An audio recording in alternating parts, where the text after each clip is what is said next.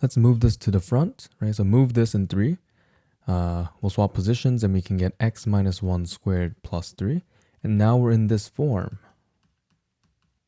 Okay, we have that a is equal to 1, h is equal to 1, and k is equal to 3. Because a is greater than 0, we know that it has to be an upwards facing parabola. Combining these two, the vertex is at 1, 3. And this h here tells me that the axis of symmetry is going to be at x is equal to h. So x is equal to 1. So if we draw this out, here's 1. Here's 1, 2, 3. Okay, so here's our vertex, and it has to be upwards facing, right? So let's try plugging in for the point to the left, right? Because our axis of symmetry is right here, whatever y value I get for plugging in for 0, I get the same y value here. Okay, so plugging in for 0, I get y is equal to 3 plus 0 minus 1 squared. That's just 3 plus 1, so that's 4. Okay, so at 0, we're at 4.